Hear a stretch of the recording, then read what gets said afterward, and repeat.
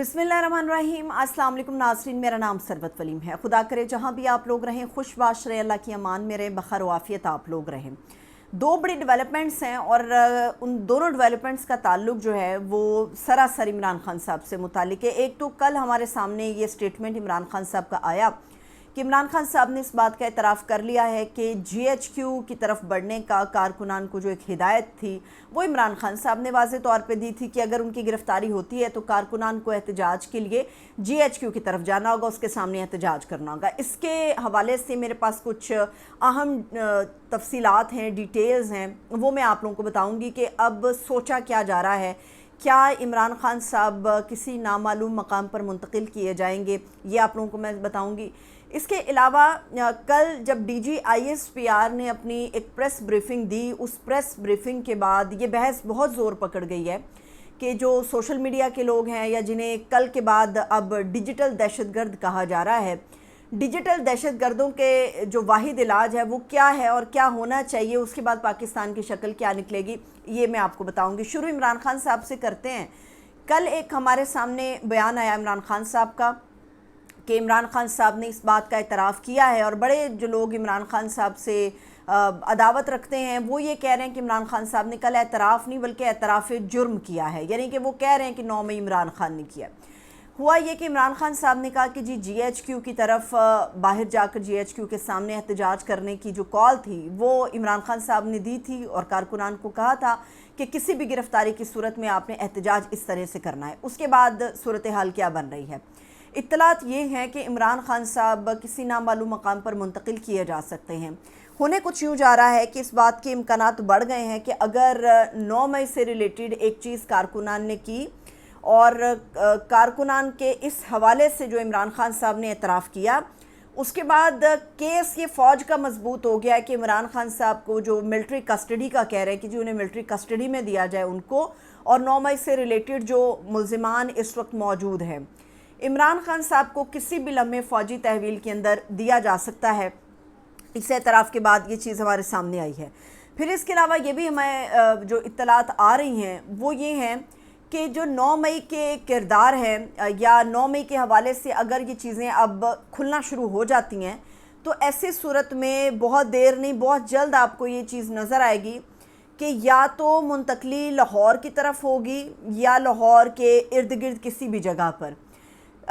इस वक्त जो अडियाला में इमरान खान साहब मौजूद हैं, मगर जो दहशत गर्दों के लिए और ख़तरनाक जराइम के लोगों के लिए बाकायदा सेल्स बनाए गए हैं,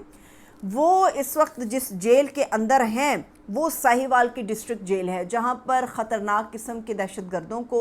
या रियासती दहशत गर्दों को या आप फ़ौजी तनसीबात पर हमले करने वाले दहशत गर्दों को रखा जाता है। तो ये कहा जा रहा है कि इमरान खान साहब मुमकिना तौर पे 9 मई के जो केसेस हैं उनको लेकर किसी भी लम्हे इन्हीं एक दो जगहों पर मुंतकिल हो सकते हैं, क्योंकि आज सुबह जो ख़बर आई हमारे सामने वो ये थी कि जो 9 मई के मुकदमात के हवाले से तफ्तीश के लिए एक टीम जेल के अंदर पहुंची,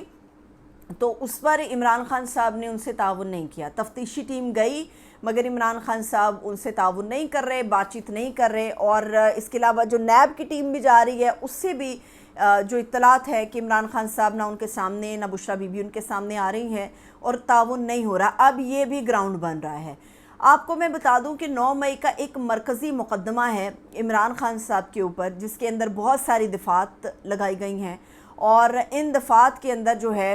या तो उम्र कैद का भी ऑप्शन मौजूद है जो दफ़ात लगाई गई हैं, इसके अलावा सज़ाए मौत के दफ़ात भी इसके अंदर लगाई गई हैं। आपको याद होगा कि कुछ हफ़्ते पहले एक बाकायदा वीडियो नईम हैदर पंजोता ने शेयर किया था, और उसके अंदर उन्होंने बताया था कि ये इमरान खान साहब के ऊपर, बल्कि नईम हैदर पंजोता नहीं, सलमान सफदर साहब मुझे याद पड़ता है, उन्होंने ये बताया था कि इमरान खान साहब के ऊपर 9 मई के जो केस बनाया गया है उसके अंदर जो दफ़ात लगाई गई हैं उसमें ईमा का किरदार डाला गया है। ईमा का किरदार यानी कि उन्हीं की मर्ज़ी से उन्हीं की ईमा और मंशा के ऊपर काम होना, ये वो दफ़ा थी जो जुल्फ़िकार अली भुट्टो शहीद के ऊपर भी लगाई गई थी, और इसी एक दफ़ा के बाद जो है वो जुल्फ़िकार अली भुट्टो को सज़ाए मौत दी गई थी। عمران خان صاحب کے اوپر بھی 9 مئی کے جو دفعات ہیں ان کے اندر ایما کا کردار ڈالا گیا ہے کہ انہی کے من مرضی سے منشا سے یہ سارا کچھ ہوا ہے۔ ایسی صورت میں کہا یہ جا رہا ہے کہ اگر تو یہ گراؤنڈ زیادہ مضبوط ہو جاتے ہیں تو پھر عمران خان صاحب اگر ملٹری کسٹڈی میں چلے جاتے ہیں تو ملٹری کے یہ اپنی ثوابدید ہے کہ وہ عمران خان صاحب کے اہل خانہ یا ان کی ٹیم کے لوگوں کو یہ بتائیں کہ وہ کہاں پر ہیں۔ اگر فوج اپنے کسی بھی حراستی مرکز میں عمران خان صاحب کو لے کر جاتی ہے تو وہ اس چیز کی پابند نہیں ہے کہ وہ یہ بیان کرے کہ عمران خان صاحب سے جو تفتیش کی جا رہی ہے ملٹری کی طرف سے وہ کس حراستی مرکز میں ہو رہی ہے یا عمران خان صاحب کس حراستی مرکز میں ہیں، فوج اس بات کو بتانے کی پابند نہیں ہوگی۔ یہ خطرات اس وقت بہت زیادہ ہو رہے ہیں۔ اب آج جو یہ ڈیولپمنٹ آپ لوگوں کے سامنے میں نے رکھی ہے، اس سے پہلے جو ڈیجیٹل دہشت گردی ہے اس کے ثبوت نون لیگ یہ پروپیگنڈا کر رہی ہے کہ اس کے سارے ثبوت کہ کس طرح سے پی ٹی آئی کے مرکزی سیکریٹریٹ میں یہ دہشت گرد موجود تھے، جن کا پاسپورٹ، جن کا شناختی کارڈ، جن کی ولدیت، جن کی رہائش گاہیں پاکستان کے اندر موجود ہیں، جو نہ تو افغانی ہیں نہ ہی کچھ اور ہیں، وہ پاکستانی ہیں، ان کے ماں باپ پاکستانی ہیں، ان کی نسلیں پاکستانی ہیں، ان کے آباء و اجداد پاکستانی ہیں، مگر وہ دہشت گرد ہیں۔ اب نون لیگ جو پروپیگنڈا کر رہی ہے اس کے مطابق وہ یہ کہہ رہے ہیں کہ یہ دہشت گردی کے ثبوت کل مرکزی سیکریٹریٹ پی ٹی آئی کے سے مل گئے اور دہشت گرد جو اس میں ملوث تھے ان کو ثبوتوں سمیت گرفتار کر لیا۔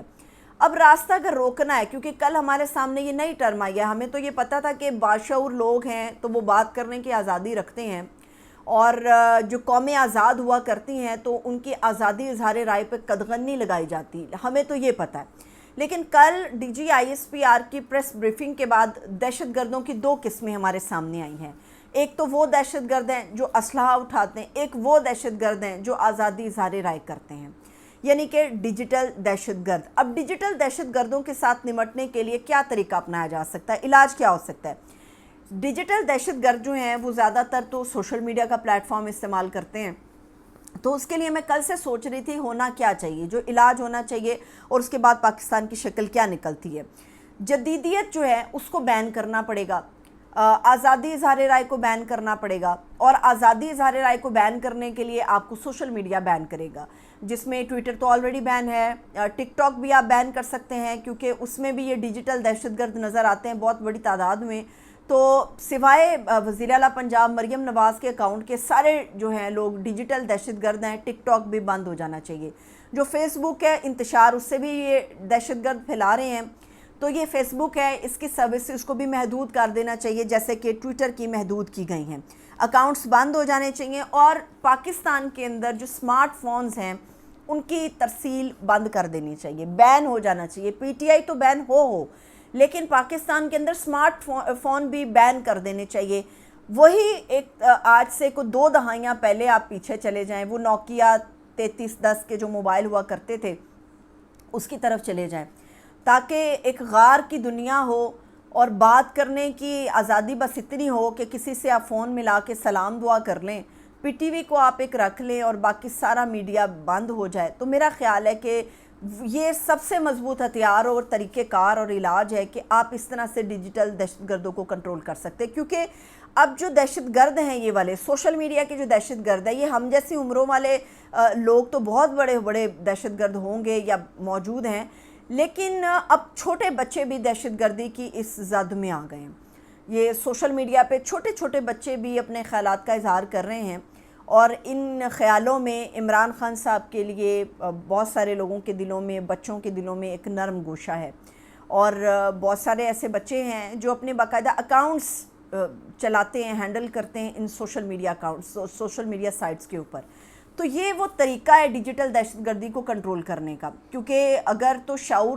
تو آپ شعور نہیں چھینیں گے، اگر آپ ٹیکنالوجی بند نہیں کریں گے، اگر آپ اسمارٹ فونز کا راستہ بین نہیں کریں گے، تب تک یہ دہشت گرد ایسے دندناتے رہیں گے۔ تو پاکستان میں